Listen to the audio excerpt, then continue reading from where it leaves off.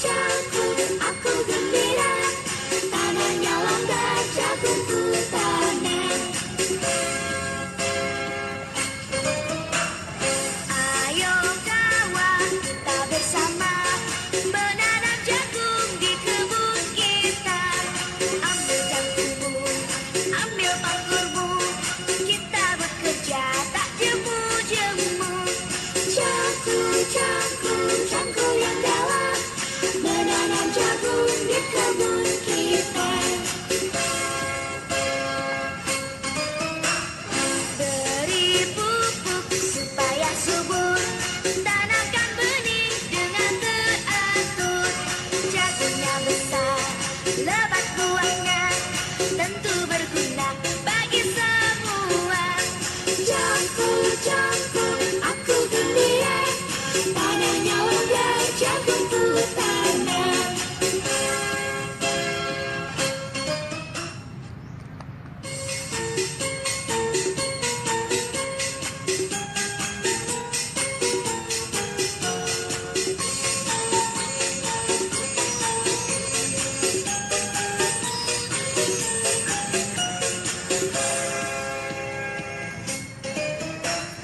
Ayo kawan, kita bersama. Terima kasih sudah menyaksikan kelompok 2. Dadah. Nah, demikian tadi tarian yang sudah kalian saksikan.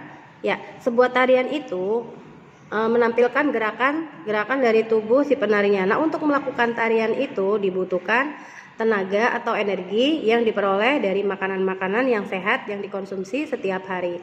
Pada masa pertumbuhan anak-anak, sangat dibutuhkan makanan yang mengandung gizi seimbang. Di dalamnya terdapat zat-zat yang dibutuhkan oleh tubuh agar tubuh tidak cepat sakit dan tidak terkena penyakit. Nah, berikut ini adalah zat-zat yang ada di dalam makanan yang perlu kita konsumsi. Pertama, zat tersebut adalah karbohidrat. Karbohidrat ini menghasilkan energi dan tenaga untuk manusia. Kita mendapatkan karbohidrat dari mana? Dari nasi, bisa juga dari kentang, jagung, singkong, ataupun roti. Jadi kalau misalkan gak doyan nasi, boleh diganti roti, boleh diganti kentang, boleh diganti singkong. Itu adalah sumber tenaga. Karbohidrat itu sebagai sumber tenaga. Kemudian zat yang kedua yang dibutuhkan oleh tubuh adalah protein. Nah, protein ini sama berfungsi sebagai membantu untuk masa pertumbuhan pada anak-anak untuk cadangan energi ya. Jadi kalau tidak ada karbohidrat maka menggunakan cadangannya berupa energi untuk mendapatkan sumber tenaga ya. Nah, protein ini terdiri dari dua jenis. Yang pertama ada protein hewani dan yang kedua ada protein nabati. Protein hewani diperoleh dari hewan ya. Dari hewan yaitu berupa telur, susu, dan keju. Sedangkan protein nabati diperoleh dari tanaman. Jadi kalian ingat kalau protein itu ada dua. Yang pertama hewani berarti dari hewan, yang kedua nabati dari tumbuh-tumbuhan. Nah, kalau dari tumbuh-tumbuhan ini diperoleh dari kacang-kacangan dan olahannya. Misalkan olahannya ini berbentuk tempe dan tahu ya. Kemudian zat yang ketiga, setelah karbohidrat, protein, yang ketiga adalah lemak. Jadi lemak ini juga merupakan sumber energi bagi tubuh. Selain karbohidrat dan protein, lemak menjaga suhu tubuh. Lemak juga diperoleh dari daging, susu, alpukat, dan juga kacang tanah. Kemudian zat yang keempat adalah vitamin. Vitamin berfungsi melancarkan sistem metabolisme tubuh. Vitamin juga menjaga daya tahan tubuh agar terhindar dari berbagai penyakit. Ada banyak vitamin yang bisa kita dapatkan dari sayuran dan juga buah-buahan. Nah, yang kelima, yang terakhir adalah zat yang dibutuhkan oleh tubuh adalah mineral. Jadi mineral ini berfungsi menjaga kesehatan tubuh, mencegah dari gangguan otot, menjaga kesehatan kulit, dan memelihara fungsi otak. Mineral banyak terdapat pada daging, susu, sayuran berwarna hijau seperti bayam, kacang-kacangan, dan ataupun kacang kedelai atau kacang tanah. Nah, dari kelima zat tadi kita bisa simpulkan bahwa makanan yang bagus, yang baik, yang seimbang itu disebut dengan 4 sehat 5 sempurna. Kita biasa sebut dengan 4 sehat 5 sempurna. Yang pertama, karbohidrat kamu dapatkan dari nasi. Yang kedua, protein dapatkan dari lauk pauk, bisa berupa ikan ataupun juga kacang-kacangan ya, tahu, tempe. Kemudian yang ketiga, vitamin bisa diperoleh dari buah-buahan. Jadi harus makan buah juga ya setiap hari agar makanannya seimbang, bergizi seimbang. Kemudian yang keempat juga mineral itu terdapat pada sayur-sayuran berwarna hijau. Jadi kalau makan pakai sayur. Nah, yang kelima ini yang menyempurnakan adalah susu. Susu terdapat terdapat zat lemak di dalamnya. Jadi 4 sehat, makanannya yang sehat semua, kemudian disempurnakan dengan susu menjadi 5 sempurna. Nah, sekarang kita ke halaman 62. Di sini ada kita mempelajari tentang penjumlahan bersusun ke bawah ya. Penjumlahan bersusun ke bawah dengan soal cerita. Pertumbuhan dan perkembangan seseorang itu dipengaruhi oleh faktor makanan sehat ya, seperti sayuran dan buah-buahan. Nah, Dinas Pertanian memberikan bantuan pupuk dan bibit kepada perusahaan perkebunan untuk meningkatkan hasil panen. Nah, berikut ini contoh yang pertama adalah Dinas Pertanian mengirim bantuan tanaman apel 2 desa ya. Desa pertama diberikan sebanyak 2.470 dan desa kedua sebanyak 3.540.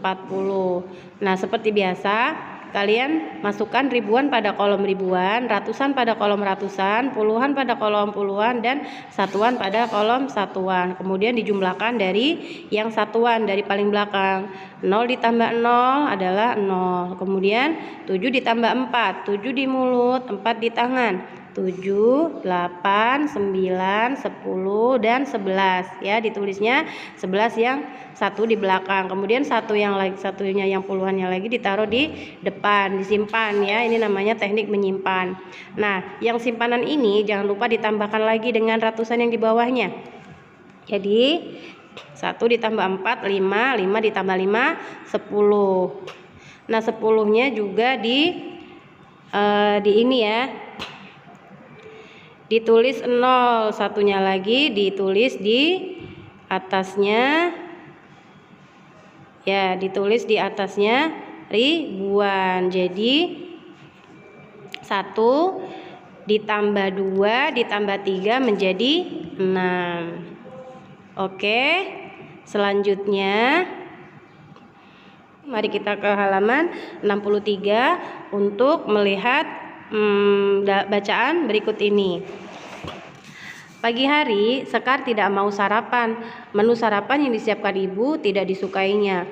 Ibu mengingatkan Sekar untuk sarapan. Sarapan yang diperlukan setiap orang untuk memperoleh sumber energi dalam melakukan kegiatannya. Namun, Sekar tetap tidak mau. Sekar hanya minum segelas susu. Menurutnya, segelas susu sudah dapat membuat tubuhnya segar. Pelajaran di sekolah pagi itu olahraga. Sekar dan teman-temannya akan berolahraga. Semua anak sudah berbaris menurut kelompoknya. Anak-anak akan berlomba bermain, berjalan, dan melompat. Kelompok Sekar mendapat giliran berjalan dan melompat. Sekar berada paling depan. Sekar ingin kelompoknya menang.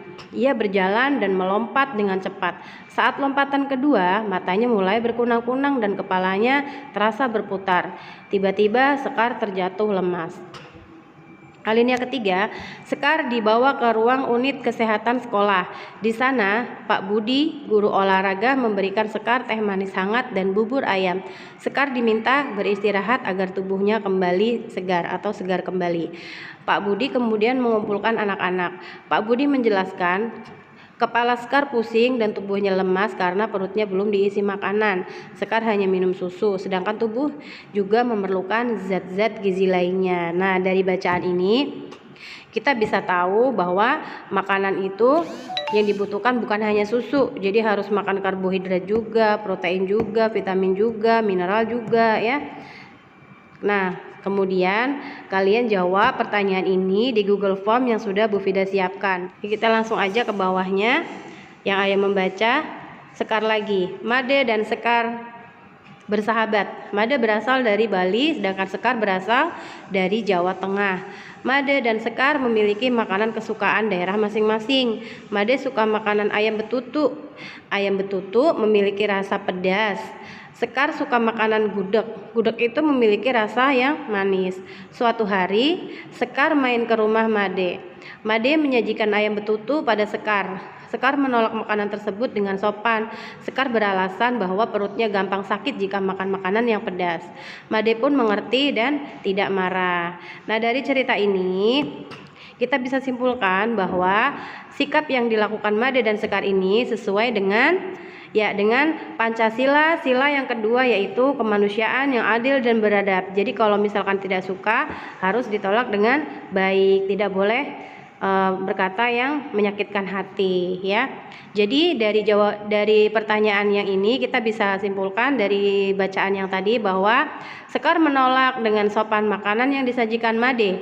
Made pun mengerti dan tidak marah. Nah, pertanyaannya yang pertama atau A, sesuai dengan sila keberapa yang dilakukan Made dan Sekar? Ya, sesuai dengan sila yang kedua ya, yang isinya adalah kemanusiaan yang adil dan beradab. Kemudian yang B, apakah kita boleh memaksa orang lain untuk memiliki kesukaan yang sama dengan kita? Tentu saja tidak boleh. Setiap orang memiliki kesukaan atau hobi yang berbeda-beda dan kita tidak boleh memaksakan kehendak kita kepada orang lain. Ya.